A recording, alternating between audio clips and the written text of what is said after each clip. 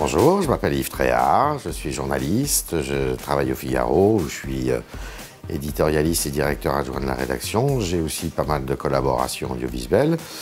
J'ai été invité aujourd'hui à animer une table ronde sur diversité et mixité, qui sont deux clés de la performance. C'était le sujet. C'était fort intéressant avec des spécialistes de la question. J'ai noté qu'il n'y avait qu'un homme d'ailleurs, qui était un ancien militaire, amiral de la marine française. Et ce qui m'a particulièrement marqué dans la conversation qu'on a pu avoir pendant 1h03, c'est qu'en fait, on a davantage parlé de mixité que de diversité. Alors peut-être était-ce parce qu'il y avait 4 femmes sur le plateau pour un homme, et ces femmes, qui étaient des militantes, on va dire, convaincues de la cause de la mixité, eh bien, nous disaient qu'il y avait encore énormément de choses à faire. Et je les ai trouvées extrêmement révolutionnaires dans le propos pour essayer de faire en sorte bien, que la femme arrive à l'égal de l'homme. Et quand je dis cela, c'est pas uniquement à l'égal dans la sphère professionnelle, c'est aussi plus généralement dans la société.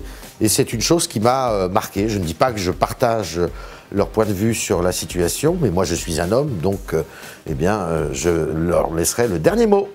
Les tendances que j'observe aujourd'hui, c'est surtout le fait que, on est dans un monde ouvert et qui va s'ouvrir de plus en plus, même si la tendance de beaucoup de peuples et beaucoup de pays est justement au repli par crainte de cette ouverture, mais néanmoins c'est, je dirais, inéluctable et irréversible cette ouverture, et Dieu merci, c'est une belle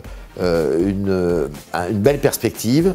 Une belle perspective, un siècle après la guerre de 14, qui était justement une guerre de nationalisme, on va dire, et une guerre absolument meurtrière. Aujourd'hui, au moins, sur le vieux continent, même si on dit que l'Europe se fait difficilement, elle se fait quand même.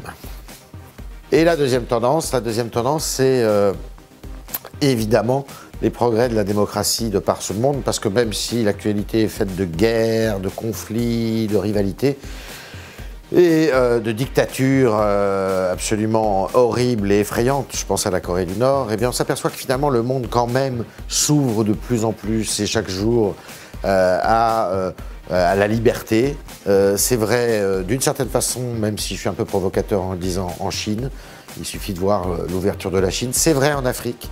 La démocratie, contrairement à ce qu'on dit, il ne faut pas se cantonner au Mali et à la Centrafrique, ou à l'Afrique du Nord.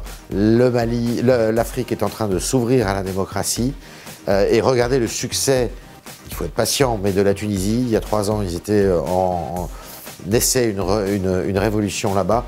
Et aujourd'hui, ils arrivent à trouver une stabilité. La démocratie fait des progrès.